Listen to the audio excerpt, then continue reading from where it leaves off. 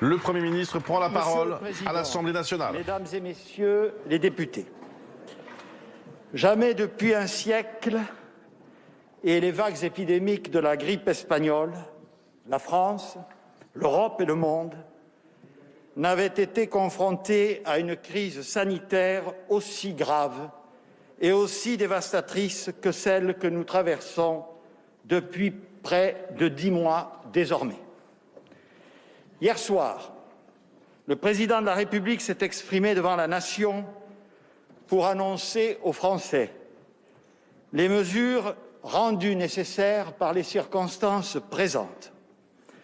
Aujourd'hui, il m'appartient, dans le cadre fixé par l'article 50-1 de la Constitution, de préciser devant vous tout à la fois les raisons et les modalités de ces nouvelles mesures de lutte contre la pandémie, d'en débattre et de vous demander de vous prononcer.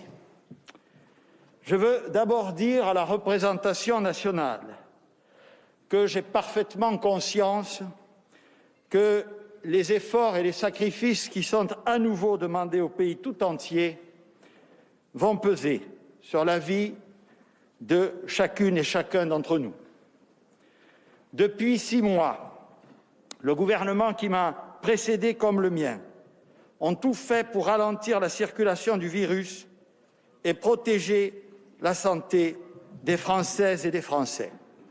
Mais ce virus, convenons-en tous ensemble, doit appeler chacune et chacun à la plus grande humilité.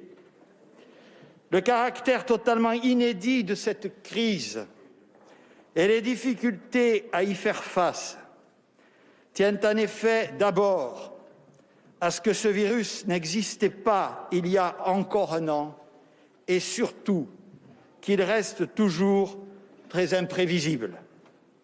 Certes, nous savions, ici comme ailleurs, qu'une deuxième vague était possible, voire probable, et nous l'avions anticipé.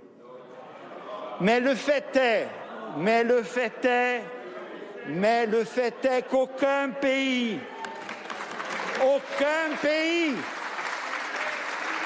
regardez autour de nous, aucun pays n'avait prévu qu'elle s'accélérerait de manière à la fois aussi soudaine et aussi brutale. Aucun pays.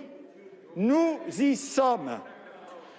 La France, à l'instar de ses voisins, a déconfiné de manière progressive et territorialisée à partir du 11 mai. Dès que des signes de reprise épidémique se sont manifestés cet été, elle a adopté, également à l'instar de ses voisins, une réponse également progressive et territorialisée. Dès ma prise de fonction, j'ai édicté 3 décrets rendant le port du masque obligatoire dans l'espace public, dans les commerces, dans les entreprises. Je n'ai cessé d'appeler à la vigilance, déclarant à plusieurs reprises que le virus n'avait pas pris de vacances. Début août, j'ai invité tous les présidents de grandes métropoles à adopter des plans d'information et de prévention, notamment en direction des publics les plus vulnérables. Dès juillet, nous avons préparé différents scénarios sanitaires pour une rentrée scolaire réussie. Et elle l'a globalement été.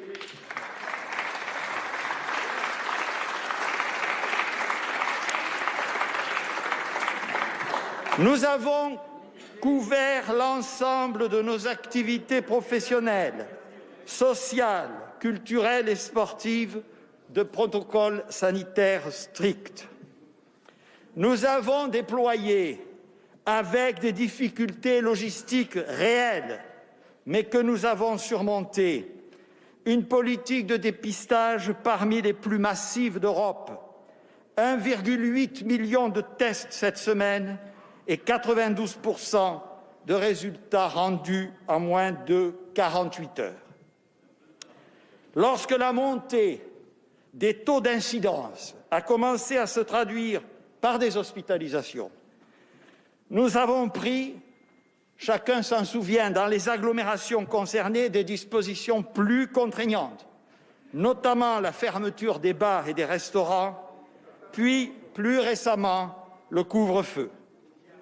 Ces mesures doivent respecter les exigences de l'État de droit, suivant lesquelles des dispositions privatives de liberté doivent être fondées sur des motifs sanitaires suffisamment avérés. Elles doivent également, pour être pleinement efficaces, recueillir l'acceptation des élus et de la population. Et vous savez que cela n'a pas toujours été simple. Certains qui nous disent aujourd'hui que nous aurions dû agir et plus fort ou que nous n'en faisons pas assez prétendaient à l'époque que nous en faisions trop.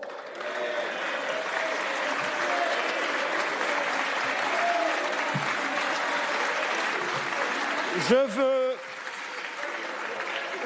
veux à ce stade de mon propos saluer les élus locaux avec lesquels je suis en relation permanente pour leur grand sens des responsabilités.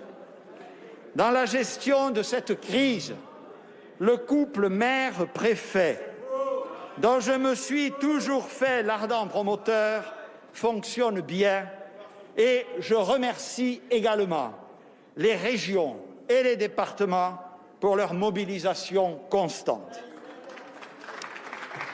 Mais cette stratégie se heurte aujourd'hui à l'emballement de l'épidémie qui frappe le continent européen et notre pays. Aucun pays d'Europe, mesdames et messieurs les députés, n'est épargné. Le nombre de nouveaux cas a été multiplié par 10 en l'espace de 18 jours en Italie. L'Allemagne a enregistré un triplement du nombre de cas en une semaine. La Suisse, pourtant relativement épargnée lors de la première vague, connaît actuellement une situation critique, proche de la saturation de ses capacités hospitalières. Et vous connaissez la situation très préoccupante de l'Espagne et de la Belgique. En France, chaque semaine, ce sont plus de 700 000 nouvelles personnes qui sont atteintes de la Covid-19, porteuses du virus et susceptibles de le transmettre.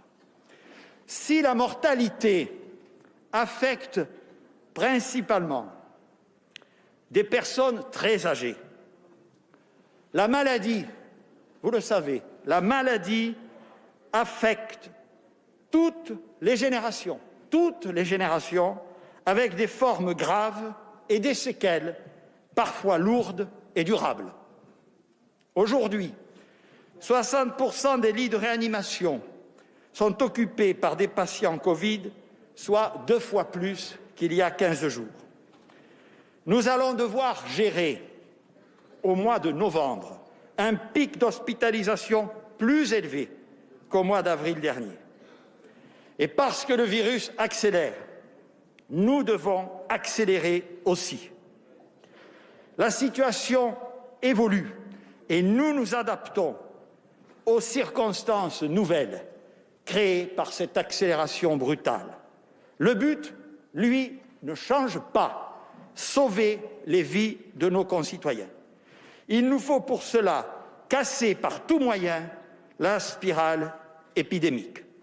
C'est la raison pour laquelle le président de la République a décidé d'instaurer un nouveau confinement à l'échelle du pays tout entier jusqu'au 1er décembre, avec des adaptations pour les seuls départements et territoires d'outre-mer.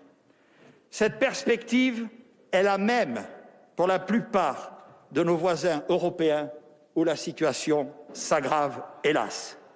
Je le dis clairement, il n'y a pas d'autre solution. J'entends dire que pour répondre à l'épidémie, il suffirait d'ouvrir davantage de lits de réanimation.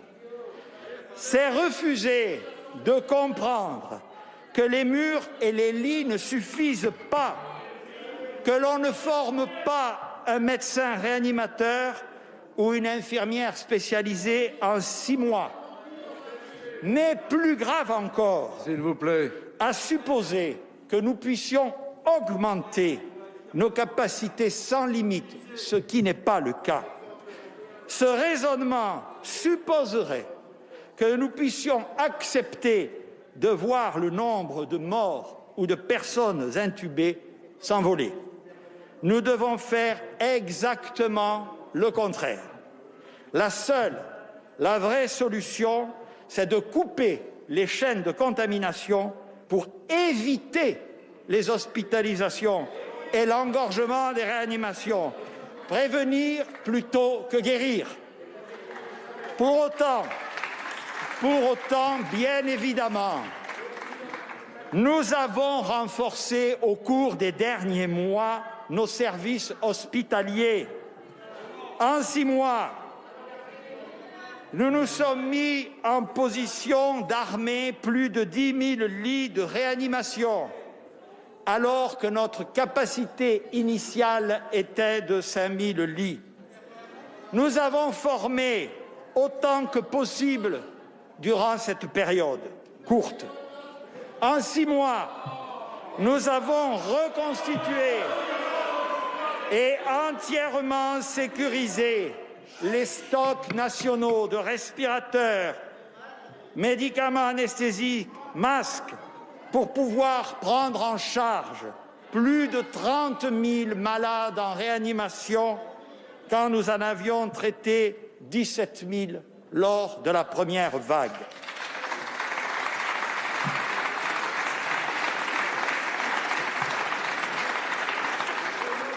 Deuxième idée fausse, j'entends ici ou là dire que nous ne devrions confiner que les plus vulnérables de nos concitoyens, à commencer par les personnes âgées. Mais il n'est pas possible d'établir un mur étanche entre nos aînés et le reste de la population. Il est illusoire de penser que l'on pourrait laisser galoper impunément l'épidémie dans toute la population sans qu'elle ne finisse par atteindre justement ceux que nous cherchons à protéger. Nous assumons le choix, qui n'a cessé d'être le nôtre depuis le début, d'accorder la priorité à la protection sanitaire de tous nos concitoyens. Ce choix, là encore, mesdames et messieurs les députés, j'observe que tous les autres pays européens le font. Mais nous savons d'expérience que cette priorité, lorsqu'elle se traduit par un confinement, n'est pas exempte de conséquences économiques, psychologiques et sociales qui peuvent être graves. C'est pourquoi les modalités et les contours de ce nouveau confinement ne seront pas les mêmes qu'au mois de mars, car nous avons appris, nous avons tiré les conséquences de la première vague. D'abord, et c'est une différence majeure, les établissements scolaires resteront ouverts.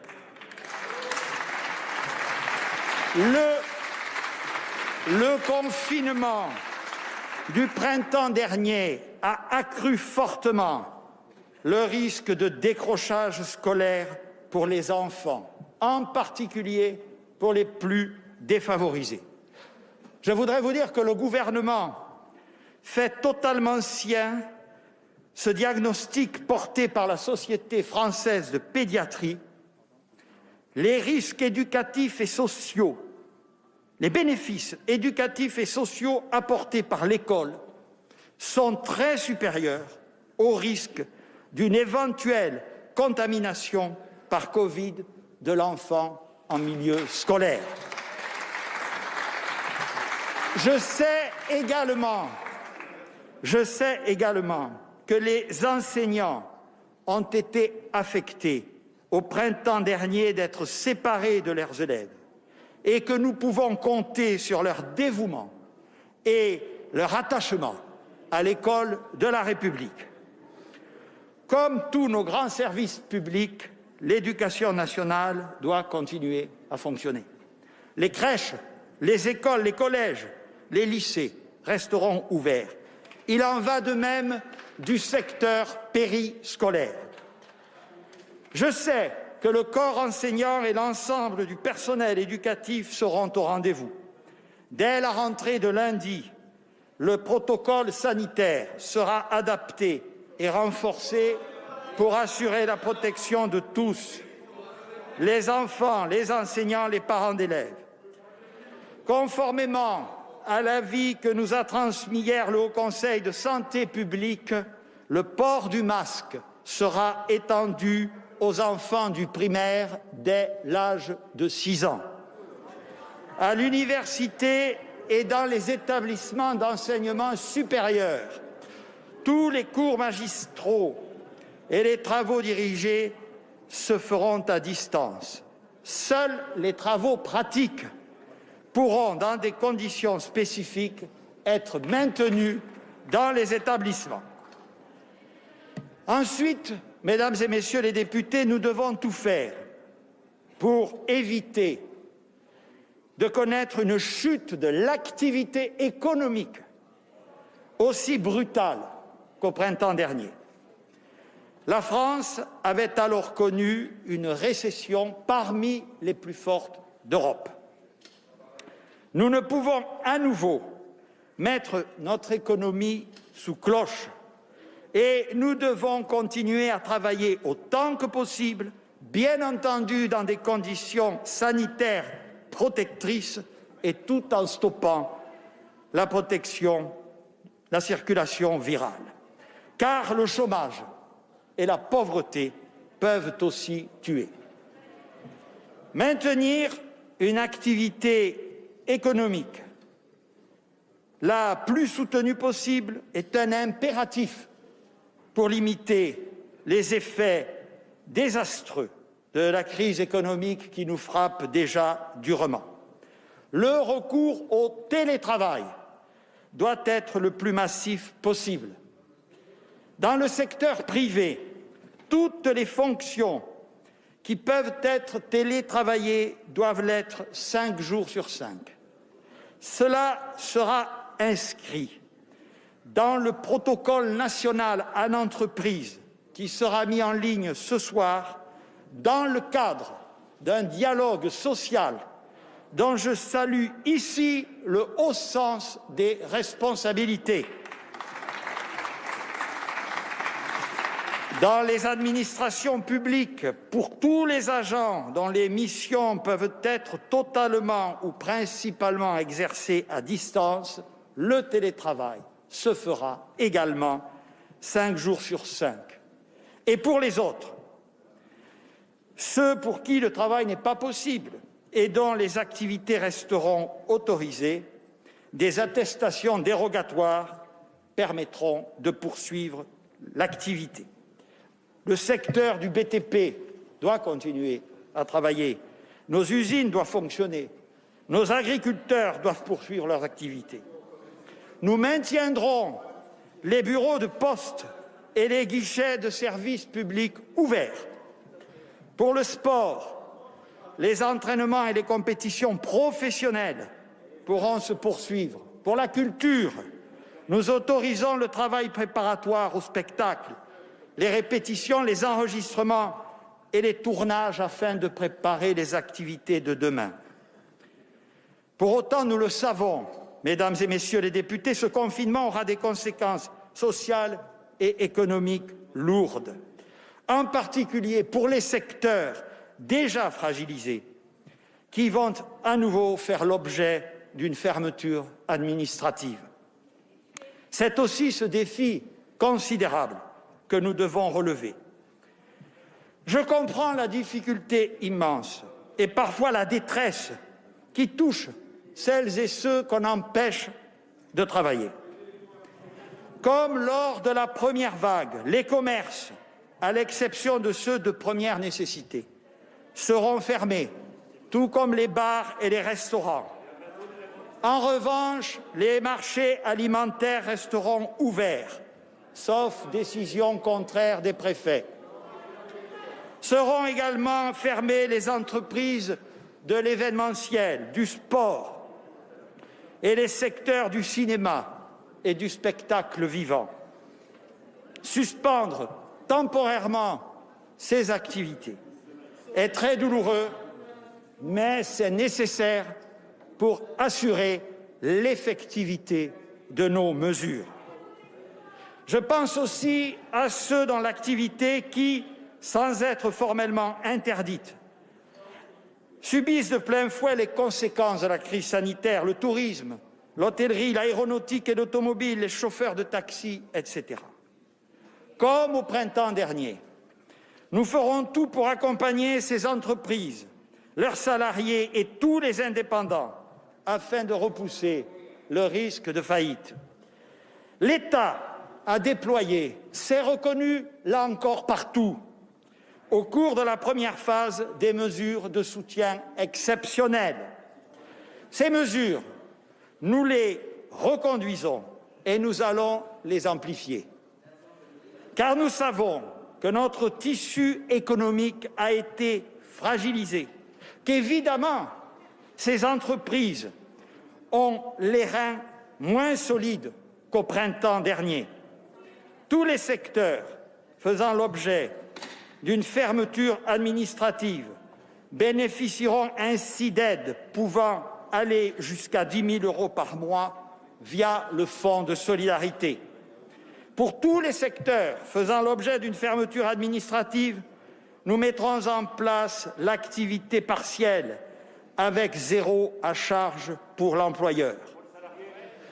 Pour les autres secteurs, le dispositif d'activité partielle en vigueur, qui devait se réduire au 1er novembre, sera maintenu et prolongé pour les salariés aux conditions actuelles. Les PME qui connaissent des difficultés pourront bénéficier d'un renforcement des exonérations de charges et nous prolongerons de 6 mois les prêts garantis par l'État. Mercredi, le Conseil des ministres adoptera un nouveau projet de loi de finances rectificative prévoyant une enveloppe de 20 milliards € supplémentaires pour financer ces mesures de soutien et d'accompagnement. Nous devons collectivement assumer ces dépenses, car ne rien faire, mesdames et messieurs les députés, ne rien faire aurait un coût économique, financier et surtout humain encore plus considérable.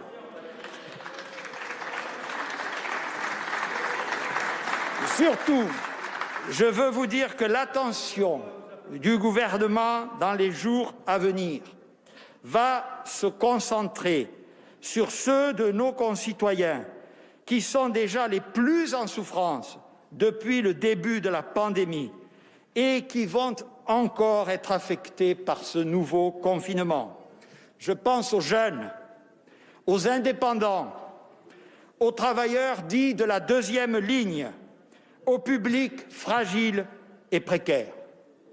En concertation avec les partenaires sociaux, les associations et les organisations professionnelles, nous allons renforcer les solutions adaptées à leur situation. À eux, je veux dire que la solidarité nationale, plus que dans les autres pays, soyons-en fiers, continuera à se déployer pleinement. Comme l'a indiqué le président de la République, nous évaluerons tous les 15 jours la possibilité d'ajuster notre dispositif. Dès aujourd'hui, nous sommes à pied d'œuvre pour anticiper l'échéance du 1er décembre, pour améliorer encore nos outils de prévention, pour tester mieux et plus, pour alerter plus vite, pour protéger de manière plus efficace encore. pour vivre avec ce virus jusqu'à ce que la science nous permette d'en venir à bout. Mesdames et messieurs les députés, nous vivons un moment douloureux. Nos concitoyens sont inquiets. Beaucoup sont en souffrance. Tous sont concernés par cette maladie. Tous sont menacés par la crise économique.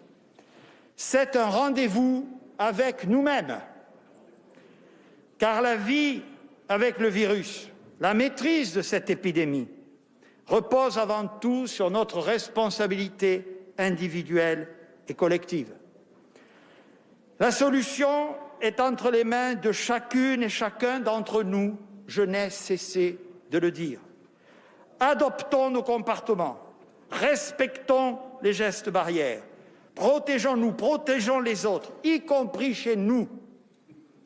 Évidemment, le gouvernement est en première ligne et j'entends bien assumer sous l'autorité du président de la République l'intégralité de mes responsabilités devant le pays. Ma présence devant vous est le témoignage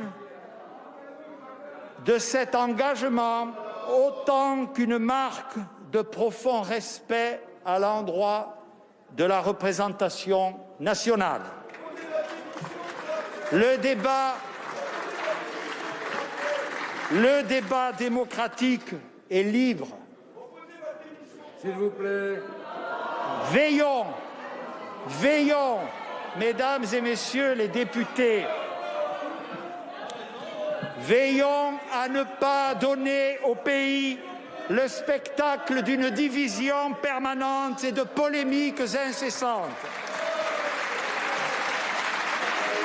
Nous devons, toutes et tous, nous hisser à la hauteur des circonstances. L'épreuve qui nous frappe est inédite. Nous devons faire corps. Nous faisons le choix de la vie et de la solidarité, car c'est le seul qui s'impose. Je vous remercie.